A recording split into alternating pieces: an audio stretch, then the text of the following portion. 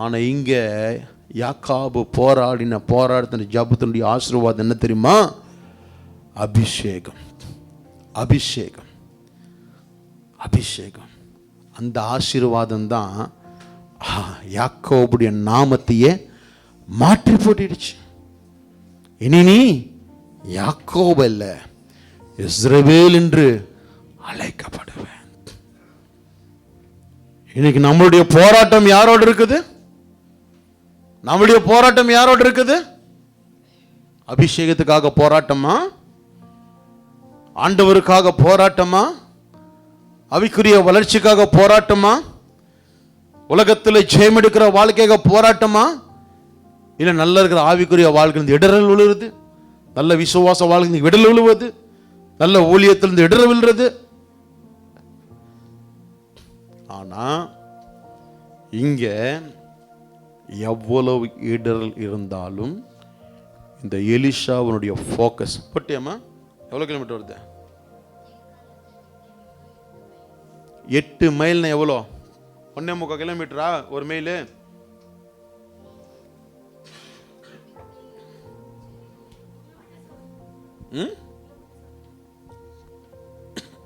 Kilometre வரலையா? அங்கெல்லாம் mile தான் வரும். மைல்னா கிட்டத்தட்ட 1.5 கிலோமீட்டரோ 1.25 கிலோமீட்டரோ ஒரு மைல். படித்த பிள்ளைங்க தான் இருக்கு நீங்கள்லாம்.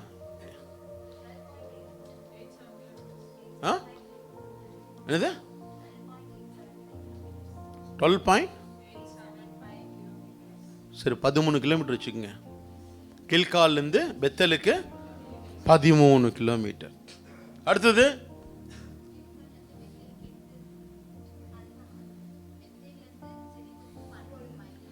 பன்னெண்டு மைல் அப்படின்னா கிட்டத்தட்ட 20 கிலோமீட்டர்.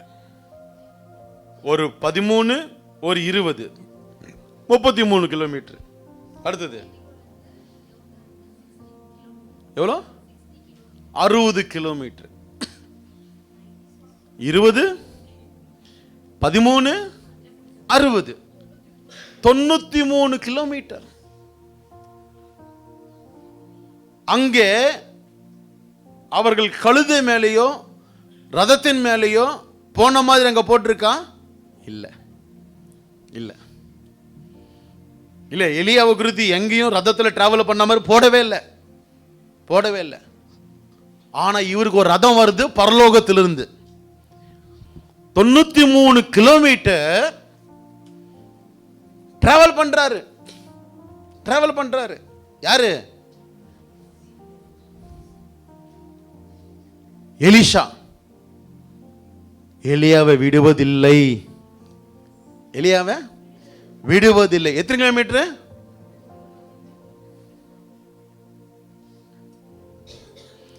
நான் ஏதாவது சத்தியத்தை ஆழமா சொன்னா ஒரு மாதிரி பார்க்குறான டேனி என்ன.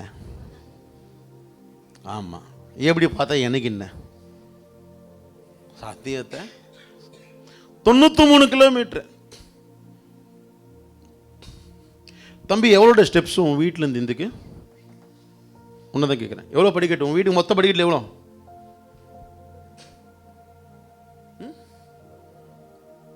நான் அங்கே கேட்குறேன்ல, அங்கே கேட்குறேன்ல ஷாரோன், அங்கே கேட்குறேன்ல. அவன் சொந்த வீடு, அவனுக்கு தெரியாது?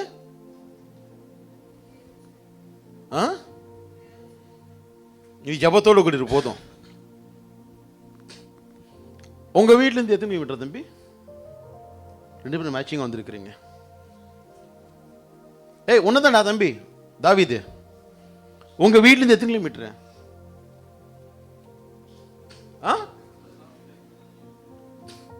இங்கேருந்து சத்யாநகர் எத்தனை கிலோமீட்டருமா?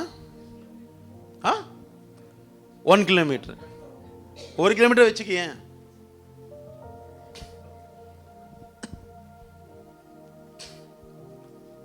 93 கிலோமீட்டர் மொத்தம். எலிஷா விடுவதில்லை எலியாவை.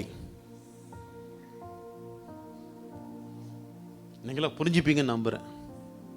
ஆஷ்நாத், உங்க வீட்டு படிந்த படிக்கட்டு எவ்வளவு கேவலமான விசுவாசம் வாழ்றீங்கல்ல? இல்ல இன்னைக்கு பலப்படணும்னு சொல்லிட்டு ஆவியானவர் பேசுகிறார். உங்களை பலவீனப்படுத்தல்ல, உங்கள் விசுவாசம் பலப்படணும்.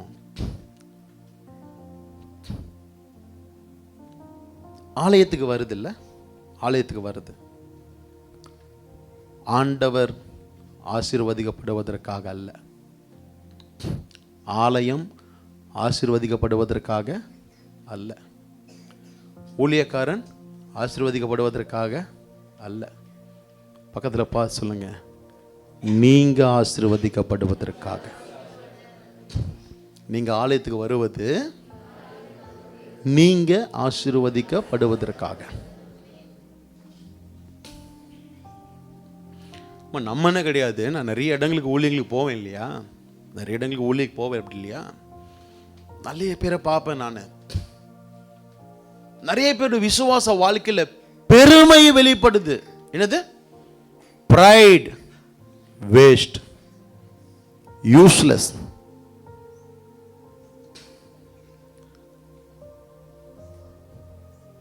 அவர் கேட்கிறாரு, நான் எடுத்துக்கொள்ள போகிறதுக்கு முன்னே உனக்கு என்ன வேணும் கேள். அவர் கேட்கிறாரு 93 கிலோமீட்டர் டிராவல் பண்ணி அவர் கேட்கிறாரு, உம்மிடத்தில் இருக்கிற ஆவின் வரம், அபிஷேகத்தினுடைய வல்லமை எனக்கு ரெட்டிப்பாய் வேணும். என்ன கேட்கிறாரு? எலியா மேல இருந்த ஆவின் வரத்தினுடைய வல்லமை எனக்கு ரெட்டிப்பாய் வேணும். வானத்திலிருந்து அக்கினிய வர வச்சார் எலியா. வானத்திலிருந்து மழையை வராதபடிக்கு, பனி பெய்யாதபடிக்கு லாக் பண்ணார் எலியா. அதே வானத்திலிருந்து அக்னியை வர வச்சாரு. அதே வானத்திலிருந்து உள்ளங்கையளவு மேகத்தை கொண்டு பெரும் இறைச்சலிடுகிற மழையை வர்ஷிக்க பண்ணாரு எலியா. விதவை ஸ்திரீயுடைய மகனை உயிரோடு எழுப்பினாரு எலியா. தீந்து போகிற மாவு எண்ணெயை குறையாதபடிக்கு அற்புதத்தை செய்தாரு எலியா. ராஜாக்கு முன்பதாக சவால் விட்டாரு எலியா. அந்த வல்லமை, அந்த அபிஷேகம் எனக்கு ரெட்டிப்பா வேணுமா, ரெட்டிப்பா வேணுமா.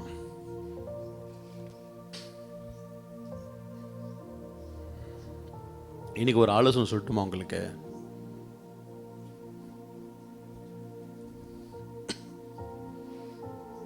உங்களுடைய மனசாட்சியில் ஹாப்பியா ஃபீல் பண்ணணும்.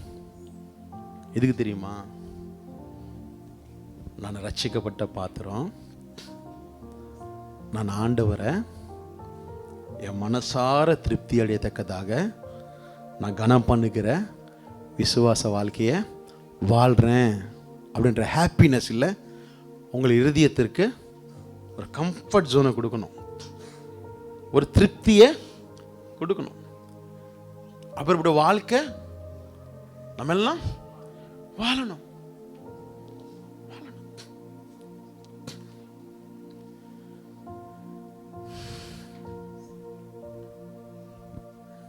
ஒரு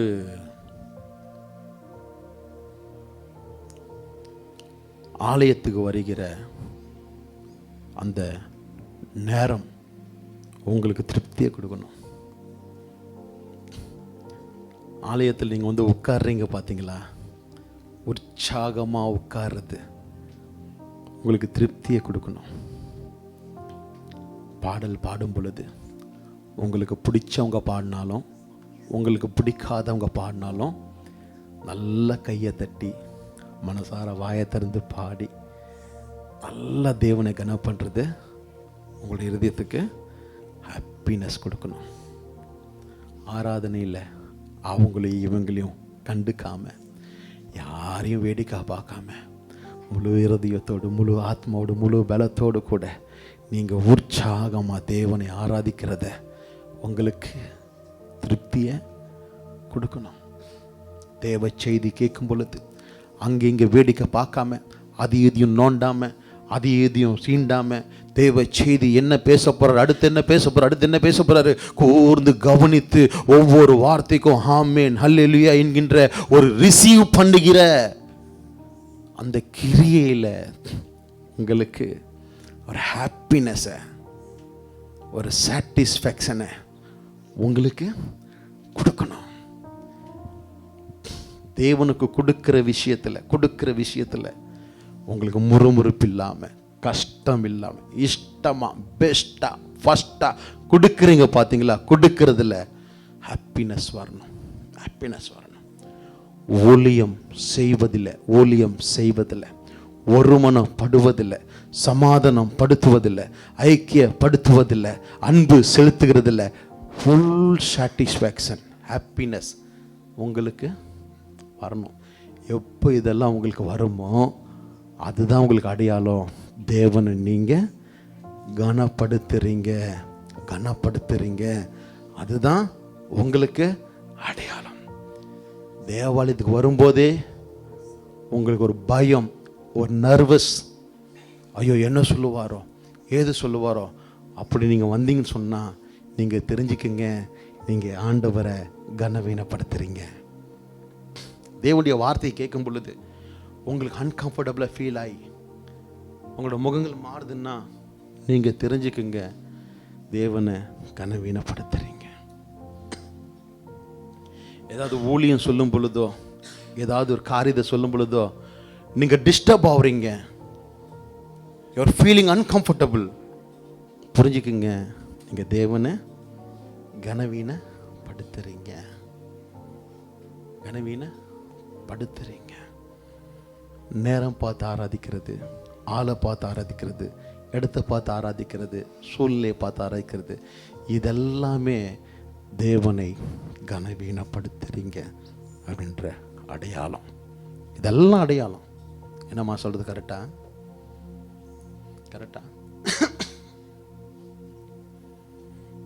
அபிஷேகம் தேவனுடையது. அபிஷேகத்தினுடைய மறுபக்கம் தேவன். அபிஷேகத்தினுடைய அடையாளம் தேவன். அபிஷேகத்தின் அடையாளம் வல்லமை. அபிஷேகத்தின் அடையாளம் அவர்தான். அது எலியா மேல இருந்தது. அது நிமித்தம் எலிஷா அவருடைய கண்களால பார்க்கறத மாத்திரம் அல்ல, அவனும் பெற்றுக்கொண்டான். இப்போ எலிஷா கேட்கிறாரு, ஐயா உங்க மேல என்ன அபிஷேகம் இருக்குதோ அந்த அபிஷேகம் ரெட்டிப்பா தாங்க.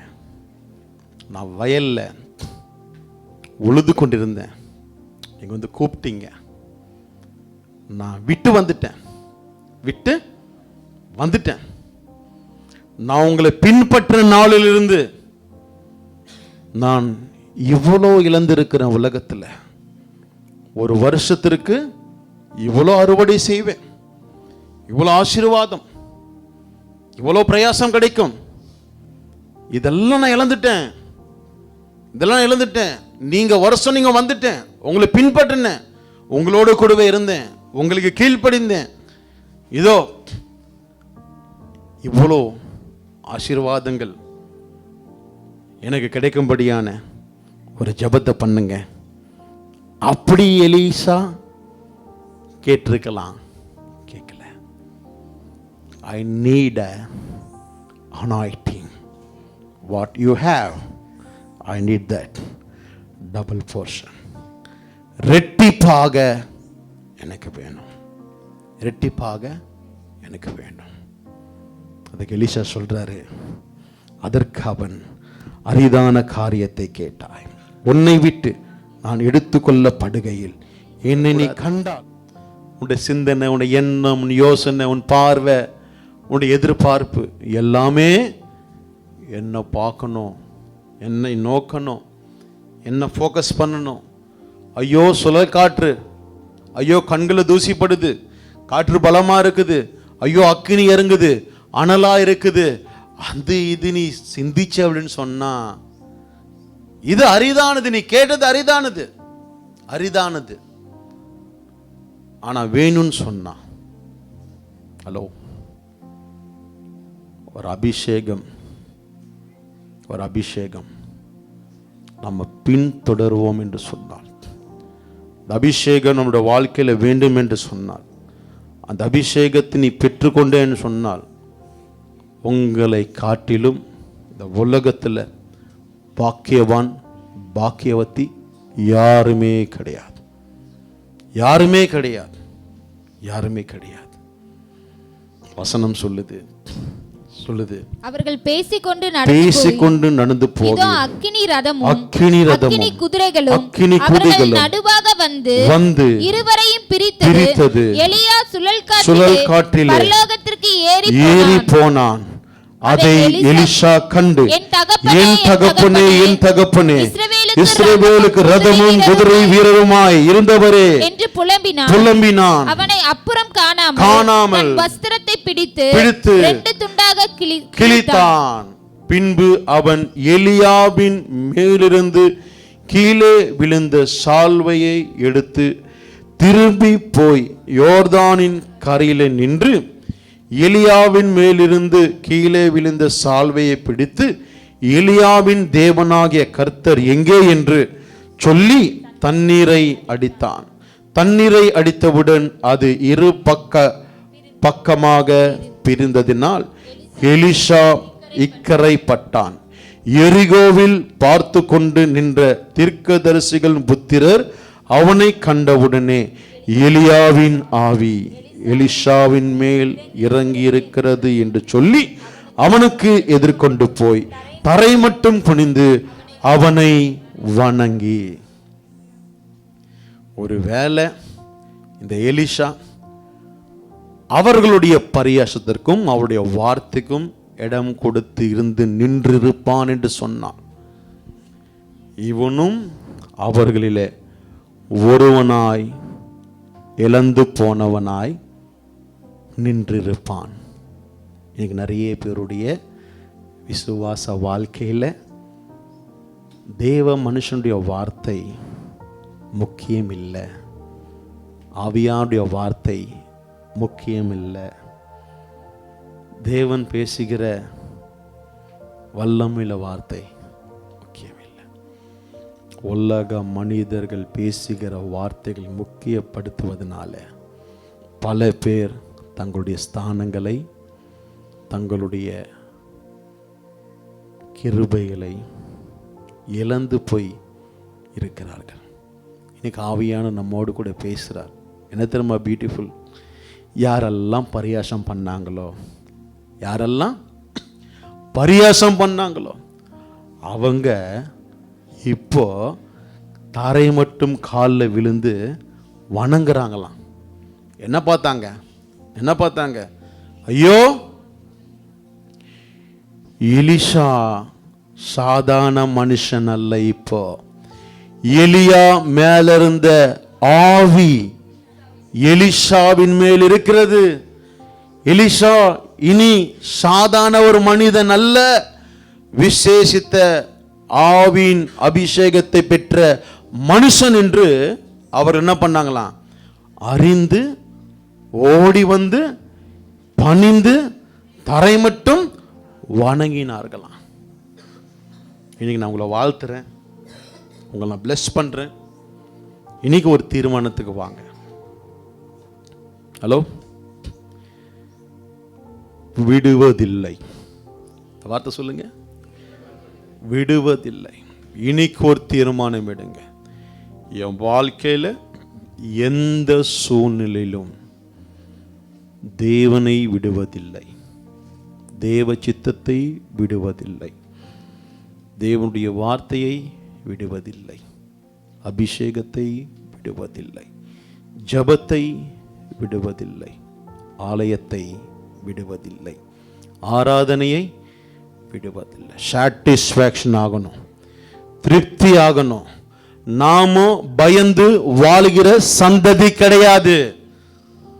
நமக்கு பயப்படுகிற கூட்டத்தை தேவன் ஏற்படுத்துவார். வேதம் என்ன சொல்லுது? நம்ம எல்லாம் ஒரு விசேஷத்தை கூட்டம் என்று சொல்லி நமக்கு பயப்படுகிறார்களாம். ஆமென். ஆகையினாலே நண்பு தேவச்சனமே, இன்னைக்கு நான் யாரை பின்பற்றுகிறேன், எதற்காக எதை விடுகிறேன் என்று நாம் யோசிக்கணும். யோசித்து சிந்தித்து செயல்படுங்க. எலியா மேல இந்த அபிஷேகம், எலியா முள்ளங்கால் படிட்டா பரலோகம் திறக்கப்பட்டது. எலியா மேல இந்த அபிஷேகம், எலியா கரங்களை உயர்த்தினா பரலோகம் திறந்தது. எலியா வாயை திறந்தா பரலோகம் பதில் கொடுத்தது. எலியா எப்பெல்லாம் அண்ணாந்து பார்க்குறாரோ பரலோகம் தலை அசைத்து கொண்டே இருந்தது. எலியா மேல இந்த அபிஷேகம். நான் சொல்றேன், அந்த ஆவியின் அபிஷேகத்துக்காக நீங்க எல்லாம் பிரயாசப்படுவீங்க என்று சொன்னால், இந்த உலகத்துல எவன் நமக்கு தலையாட்டுறான், எவன் தலையாட்டல தேவையில்லை. நீங்க ஜெபிக்கிற ஜெபத்துக்கு, நீங்க போடுற முள்ளங்காலுக்கு, நீங்க உயர்த்துற கரங்களுக்கு பரலோகம் பதில் சொல்லும். அந்த பதில் பூலோகத்தில் உங்களை சுற்றி இருக்கிறவர்கள் காண்பார்கள். எல்லாம் அப்படியே முள்ளங்கால் படியிட்டு நான் ஜெபிக்க